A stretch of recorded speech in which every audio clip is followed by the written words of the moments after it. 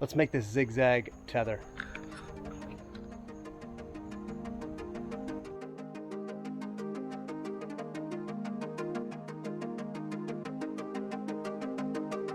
What's happening, Adventureland? So today we're gonna make a tether for my new ZigZag. It's actually the old school ZigZag, but I'm gonna show you guys how I made this tether here for my rope wrench so that I can use this in SRT. I think you'll like it. Kind of a step-by-step. All right, we are in the middle of building a tether for our rope wrench. So I had this tether, which was great, and it's it's really long when you're running a VT or something else. But I recently was able to purchase this Gen 1 ZigZag. Praise the Lord for that. No more friction hitches. Super happy about this. This can be used in SRT or DRT, so single rope or double rope technique. But when you're using it for single rope, you want to use a rope wrench, which is what I'm going to build this little tether here. It's tiny. I'm going to give you some measurements because I saw this guy on YouTube that had it, and I had to take a bunch of pictures, and thankfully he was responsive and gave me some idea of what he had done. So the tether itself is about, I guess this would be considered a 5-inch tether. Maybe it's 4.5 inches. I'm gonna say it's like the actual measurement, exact measurement is 4 3/4. And then I've got this little inexpensive Camel carabiner. So rated at 25 kilonewtons, this way, and 8 kilonewtons this direction, apparently 7 kilonewtons with the gate open. Not life support, so I really didn't want to use one of my nice carabiners for this. This will suffice, and I've used these before, they've worked great. It is CE 0321 and EN 12275. which I know those signify some type of rating, but anyhow.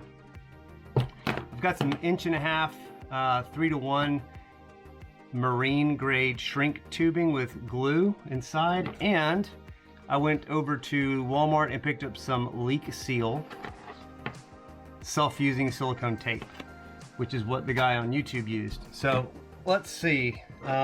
Additionally, I've got some of these hose washers for like your garden hose. They come in a pack with the round and the flat, and I chose 4 round ones. So what I'm gonna do, because what you wanna do with this is you wanna keep the rope wrench from coming down all the way. So I'm gonna put this here, and I'll have the rings around here so that when it comes down, it kind of sits on those rings like that. You'll see that here in a second.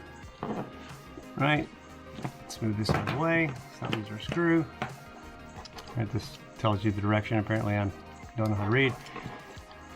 So up is that way. So what I noticed with this is the tether is a bit thicker, right, than the wrench itself. That's all right, because you can still fit that screw in there, and you can work it to make sure that it flattens out correctly. And I'll do that here in just a minute, but just kind of give you an idea what that's going to look like. I also wanted to kind of get a measurement of where these need to be. That's about right. And like, you want to make sure it's not, obviously, that the tether isn't underneath, between the post and where the aluminum is supposed to come in, right? So be careful with that.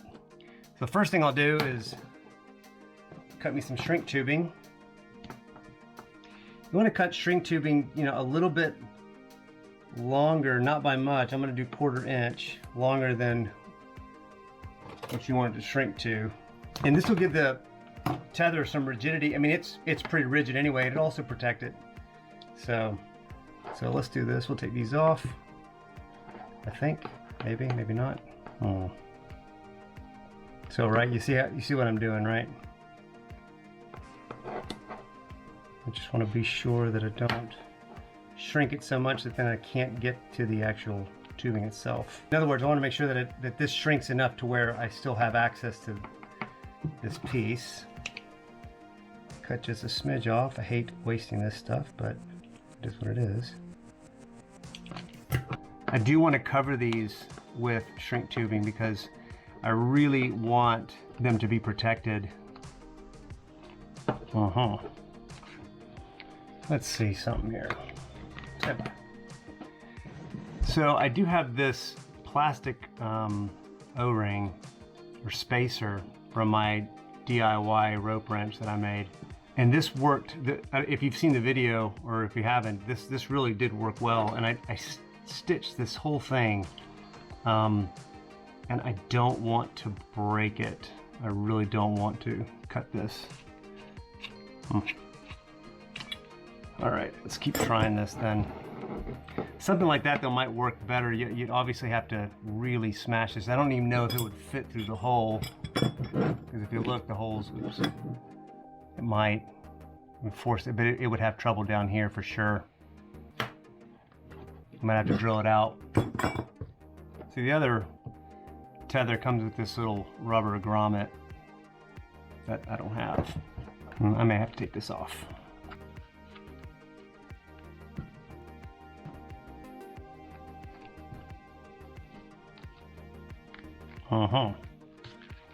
Maybe a little spit will help. A little more spit. Oh, that's working.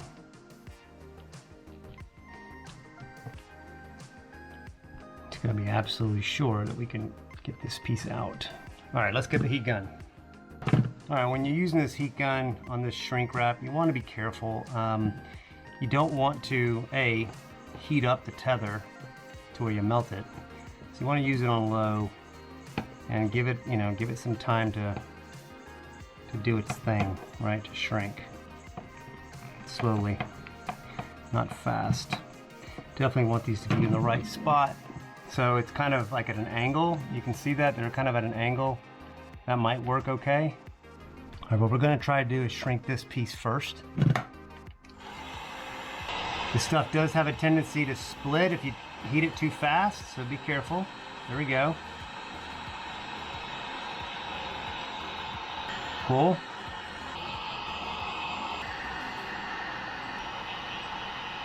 Awesome. So far so good. Again, be cognizant of the tether. Perfect. I'll cut another small piece just to add a second layer, making it just a teeny bit larger, not much. All right, so we'll work this on here if we're able to. All right, a little bit more. What I want is another layer to squeeze down on top of that. So I'm gonna go just past it, just by like 1/8 of an inch. Perfect. So I had this little piece, right, that I snipped off a minute ago. I don't ever like to waste this stuff because it's, not that it's super expensive, but it's just a pain to have to buy, right? Gotta go to Amazon, look it up. Might as well throw this on here if I'm able to get it to shrink without breaking.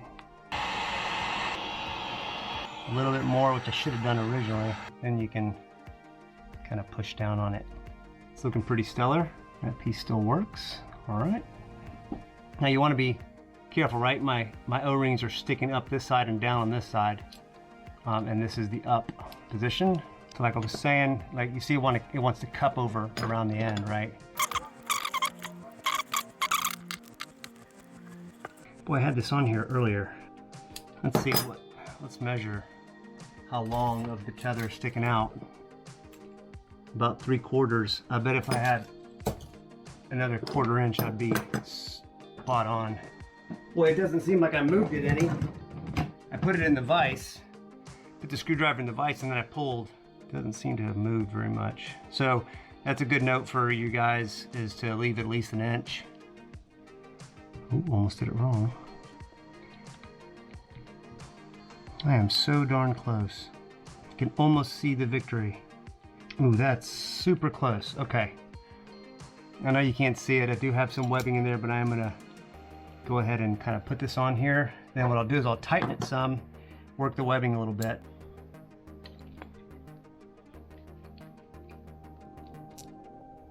Yeah, I'm down on it tight now. I mean, it's free floating in there, so. Look at that. It does not come down. I don't really know how this works. I'm interested to see what it does. Oh, okay, so you gotta put it on there and stretch it with some tension.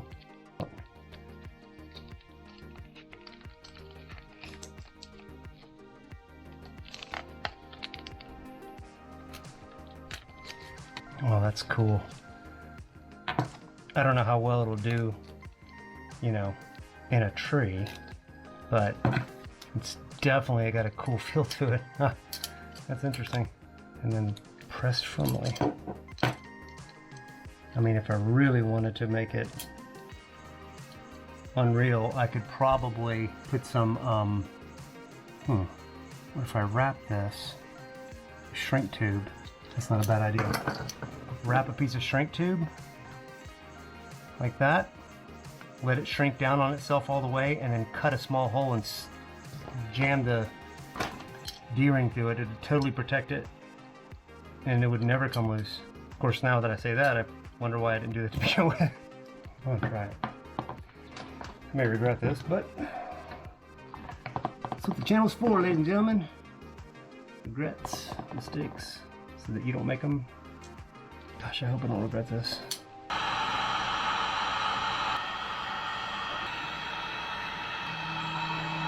Once you get that really hot, you can push down on it.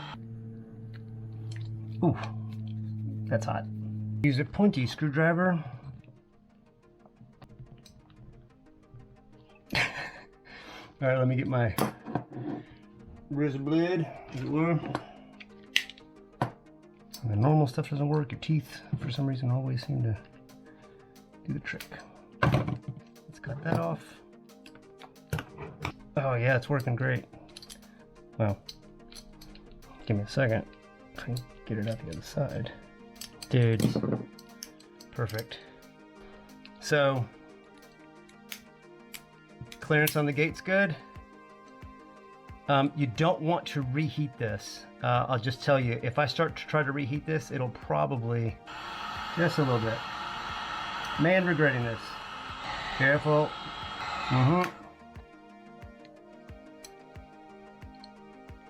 It's perfect. Let's check it out.